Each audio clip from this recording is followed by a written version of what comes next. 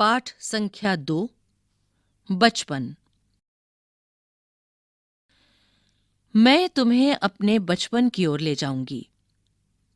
मैं तुमसे कुछ इतनी बड़ी हूं कि तुम्हारी दादी भी हो सकती हूं, तुम्हारी नानी भी, बड़ी बुआ भी, बड़ी मौसी भी। परिवार में मुझे सभी लोग जीजी कहकर ही पुकारते हैं। हाँ, मैं इन दिनों कुछ बड़ा बड़ा यानी उम्र में सयाना महसूस करने लगी हूं। शायद इसलिए कि पिछली शताब्दी में पैदा हुई थी।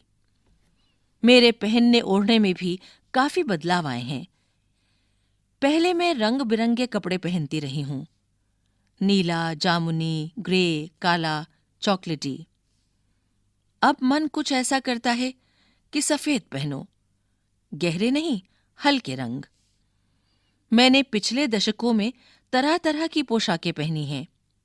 पहले फ्रॉक, फिर निकर वॉकर, स्कर्ट, लहंगे, गरारे और अब चूड़ीदार और घेरदार कुर्ते। बचपन के कुछ फ्रॉक तो मुझे अब तक याद हैं। हल्की नीली और पीली धारी वाली फ्रॉक, गोल कॉलर और बाजू पर भी गोल कफ, एक हल्के गुलाबी रंग का बारीक चुन्नटों वाला घेरदार फ्रॉक, नीचे गुलाबी रंग की फ्रिल। उन दिनों फ्रॉक के ऊपर की जेब में रुमाल और बालों में इतराते रंग बिरंगे रिबन का चलन था। लेमन कलर का बड़े प्लेटों वाला गर्म फ्रॉक जिसके नीचे फर टंकी थी। 2 ट्यूनिक भी याद हैं, एक चॉकलेट रंग का और अंदर की कोटी प्याजी, दूसरा ग्रे और उसके साथ सफेद कोटी। पृष्ठ संख्या 6। मुझे अपने मोजे और स्टॉकिंग भी याद हैं। बचपन में हमें अपने मोजे खुद धोने पड़ते थे। वो नौकर या नौकरानी को नहीं दिए जा सकते थे, इसकी सख्त मनाही थी। हम बच्चे इतवार की सुबह इसी में लगाते। धो लेने के बाद अपने अपने जूते पॉलिश करके चमकाते। जब जूते कपड़े या ब्रश से रगड़ते तो पॉलिश की चमक उभरने लगती। सरवर, मुझे आज भी बूट पॉलिश करना अच्छा लगता है। हालांकि अब नई नई किस्म के शू आ चुके हैं। कहना होगा कि ये पहले से कहीं ज्यादा आरामदेह हैं। हमें जब नए जूते मिलते, उसके साथ ही छालों का इलाज शुरू हो जाता। जब कभी लंबी सैर पर निकलते, अपने पास रुई जरूर रखते। जूता लगा तो रुई मोजे के अंदर। हाँ, हमारे तुम्हारे बचपन में तो बहुत फर्क हो चुका है। हर शनिचर को हमें ऑलिव ऑयल या कैस्टर ऑयल पीना पड़ता। ये एक मुश्किल काम था। शनिचर को सुबह से ही नाक में इसकी गंध आने लगती। छोटे शीशे के गिलास जिन पर ठीक खुराक के लिए निशान पड़े रहते, उन्हें देखते ही मितली होने लगती। मुझे आज भी लगता है कि अगर हम न भी पीते वो शनिवारी दवा तो कुछ ज्यादा बिगड़ने वाला नहीं था। सेहत ठीक ही रहती। तुम्हें बताऊंगी कि हमारे समय और तुम्हारे समय में कितनी दूरी हो चुकी है। यहां तक कि बचपन की दिलचस्पियां भी बदल गई हैं। पृष्ठ संख्या 7। याद रहे, उन दिनों कुछ घरों में ग्रामोफोन थे, रेडियो और टेलीविजन नहीं थे। हमारे बचपन की कुल्फी आइसक्रीम हो गई है। कचौड़ी, समोसा पैटीज में बदल गया है। शहतूत और फालसे और खसखस के शरबत कोक पेप्सी में। उन दिनों कोक नहीं, लेमनेड, विम्टो मिलती थी। शिमला और नई दिल्ली में बड़े हुए बच्चों को वेंगर्स और डेविको रेस्तरां की चॉकलेट और पेस्ट्री मजा देने वाली होती। हम भाई बहनों की ड्यूटी लगती शिमला मॉल से ब्राउन ब्रेड लाने की। हमारा घर मॉल से ज्यादा दूर नहीं था। एक छोटी सी चढ़ाई और गिरिजा मैदान पहुंच जाते। वहां से एक उतराई उतरते और मॉल पर। कन्फेक्शनरी काउंटर पर तरह तरह की पेस्ट्री और चॉकलेट की खुशबू मन भावनी। हमें हफ्ते में एक बार चॉकलेट खरीदने की छूट थी। सबसे ज्यादा मेरे पास ही चॉकलेट टॉफी का स्टॉक रहता।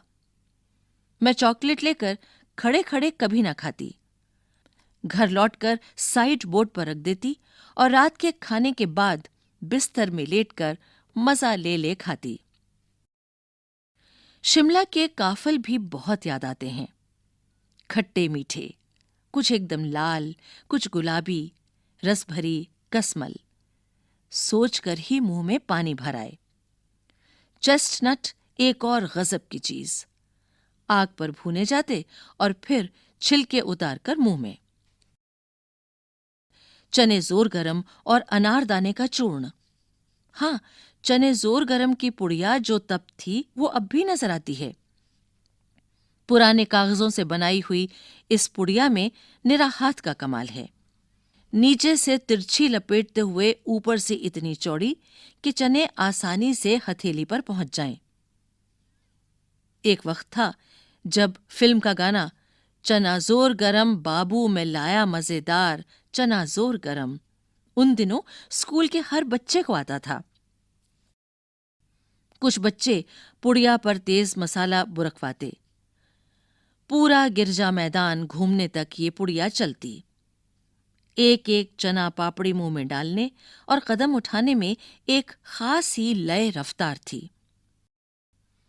छुटपन में हमने शिमला रिज पर बहुत मजे किए हैं। घोड़ों की सवारी की है। शिमला के हर बच्चे को कभी ना कभी ये मौका मिल ही जाता था। पृष्ठ संख्या।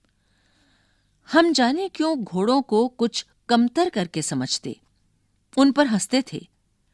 ननिहाल के घोड़े खूब रिष्ट पुष्ट और खूबसूरत। उनकी बात फिर कभी। शाम को रंग बिरंगे गुब्बारे, सामने जाखू का पहाड़, ऊंचा चर्च। चर्च की घंटियां बजती तो दूर दूर तक उनकी गूंज फैल जाती। लगता इसके संगीत से प्रभु यीशु स्वयं कुछ कह रहे हैं। सामने आकाश पर सूर्यास्त हो रहा है। गुलाबी सुनहरी धारियां नीले आसमान पर फैल रही हैं। दूर दूर फैले पहाड़ों के मुखड़े गहराने लगे और देखते देखते बत्तियां टिमटिमाने लगीं। रिज पर की रौनक और मॉल की दुकानों की चमक के भी क्या कहने। स्कैंडल पॉइंट की भीड़ से उभरता कोलाहल। सरवर, स्कैंडल पॉइंट के ठीक सामने उन दिनों एक दुकान हुआ करती थी जिसके शोरूम में शिमला कालका ट्रेन का मॉडल बना हुआ था। इसकी पटरियां, उस पर खड़ी छोटे छोटे डिब्बों वाली ट्रेन, एक और लाल टीन की छत वाला स्टेशन और सामने सिग्नल देता खंबा। थोड़ी थोड़ी दूर पर बनी सुरंगें। पिछली सदी में तेज रफ्तार वाली गाड़ी वही थी। कभी कभी हवाई जहाज भी देखने को मिलते। दिल्ली में जब भी उनकी आवाज आती, बच्चे उन्हें देखने बाहर दौड़ते। दिखता एक भारी भरकम पक्षी उड़ा जा रहा है पंख फैलाकर। ये देखो, और वह गायब। उसकी स्पीड ही इतनी तेज लगती। हां, गाड़ी के मॉडल वाली दुकान के साथ एक और ऐसी दुकान थी जो मुझे कभी नहीं भूलती। यह वह दुकान थी जहां मेरा पहला चश्मा बना था। वहां आंखों के डॉक्टर अंग्रेज थे। शुरू शुरू में चश्मा लगाना बड़ा अटपटा लगा। छोटे बड़े मेरे चेहरे की ओर देखते और कहते, आंखों में कुछ तकलीफ है, इस उम्र में ऐनक, दूध पिया करो। मैं डॉक्टर साहब का कहा दोहरा देती, कुछ देर पहनोगी तो ऐनक उतर जाएगी। वैसे डॉक्टर साहब ने पूरा आश्वासन दिया था, लेकिन चश्मा तो अब तक नहीं उतरा। नंबर बस कम ही होता रहा। मैं अपने आप इसकी जिम्मेवार हूं। जब आप दिन की रोशनी को छोड़कर रात में टेबल लैंप के सामने काम करेंगी, तो इसके अलावा और क्या होगा? हां, जब पहली बार मैंने चश्मा लगाया तो मेरे एक चचेरे भाई ने मुझे छेड़ा, देखो देखो कैसी लग रही है। पृष्ठ संख्या 9। आंख पर चश्मा लगाया ताकि सूझे दूर की, यह नहीं लड़की को मालूम सूरत बनी लंगूर की। मैं खीजी कि मुझ पर यह क्यों दोहराया जा रहा है, पर शेर बुरा न लगा। जब वह चाय पीकर चले गए तो मैं अपने कमरे में जाकर आईने के सामने खड़ी हो गई। कई बार अपने को देखा, ऐनक उतारी, फिर पहनी, फिर उतारी, देखती रही। सूरत बनी लंगूर की। नहीं, नहीं, नहीं। हाँ, हाँ, हाँ। मैंने अपने छोटे भाई का टोपा उठाकर सिर पर रखा। कुछ अजीब लगा, अच्छा भी और मजाकिया भी। तब की बात थी, अब तो चेहरे के साथ घुल मिल गया है चश्मा। जब कभी उतरा हुआ होता है तो चेहरा खाली खाली लगने लगता है। याद आ गया वह टोपा, काली फ्रेम का चश्मा और लंगूर की सूरत। हाँ, इन दिनों शिमला में मैं सिर पर टोपी लगाना पसंद करती हूं। मैंने कई रंगों की जमा कर ली हैं। कहाँ दुपट्टों का ओढ़ना और कहाँ सहज सहल सुभीते वाली हिमाचली टोपियां। लेखिका कृष्णा सोबती। संख्या 8।